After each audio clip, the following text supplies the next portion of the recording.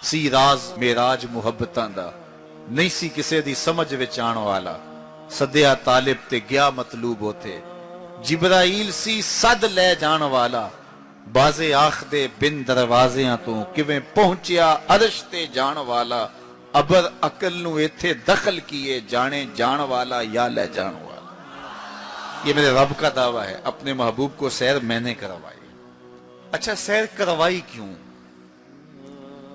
तो कहा कि मैं अपने अजायब कुदरत की निशानियां अपने अब्दे खास को, अब्दे मुनीब को, अब्दे मुख्तार को, अब्दे मुकर्रम को दिखाना चाहता हूं। और फिर अल्लाह जल्ला शानहू ने अपने महबूब को इतनी निशानियां दिखाई जिनका ताल्लुक देखने से भी था, जिनका ताल्लुक विजदान से भी था, महसूसात से भी था, सुनने से भी था।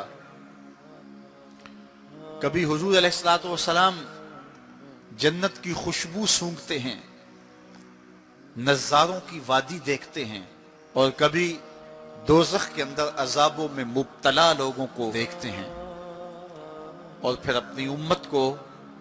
बयान भी फरमाया ताकि वो उन आमाले बद से बच जाएं जो जहन्नम में ले जाने का सबब और जरिया है। आज की शबे खास में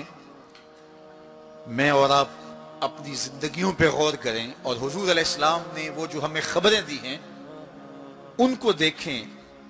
और कोई ऐसी कोताही कहीं हमारे आमाल में तो नहीं है, अगर है तो उसको अपने से दूर करके एक नई जिंदगी का आज से आगाज करें। हुजूर अलैहिस्सलाम ने फरमाया कि मैंने कुछ लोगों को देखा कि पत्थरों से उनके सर कुचले जा रहे हैं, और पत्थरों से कुचलने की वजह से उन लोगों के सर कीमे की तरह हो जाते, कूट दिए जाते हैं पत्थरों से, लेकिन थोड़ी देर के बाद फिर सही हो जाते हैं, लेकिन फिर दोबारा उनके सर कुचले जाते। तो मैंने पूछा, जिब्रील ये कौन लोग हैं? तो कहा कि ये वो लोग हैं कि जिनके सर नमाज की वजह से बोझल रहते थे,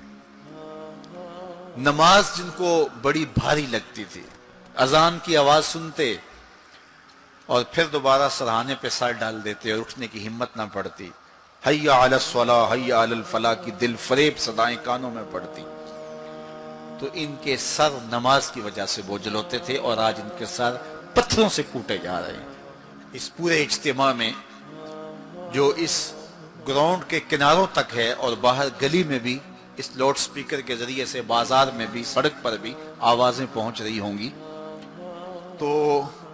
आप सब और मैं गौर करें कि हमारी जिंदगी में कहीं नमाज से कोताही तो नहीं है।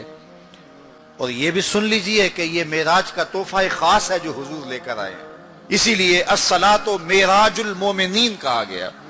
कि नमाज अहले ईमान के लिए मेराज है। हुजूर का मेराज तो ये कि दीदार इलाही किया और वहां तक पहुंचे जहां किसी का तसव्वुर भी नहीं पहुंच सकता।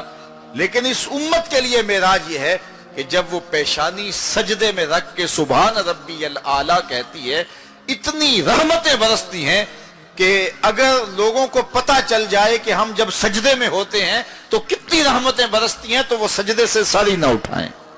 इतनी रहमतों का नज़ूल होता है। इसलिए इस उम्मत का मेराज ये है कि ये 5 गाना नमाज शियारे जिंदगी बना ले, कभी भी नमाज कज़ा ना होने दे, अपनी जिंदगी में नमाजों को इस तरह शामिल करे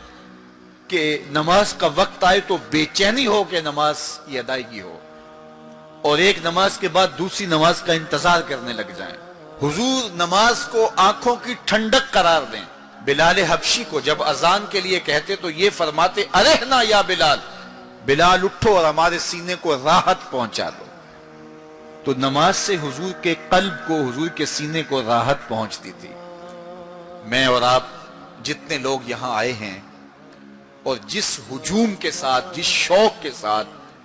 जिस वलवले के साथ और जिस मोहब्बत के साथ आए हैं, यकीनन आप और मैं हुजूर को राजी करने आए हैं,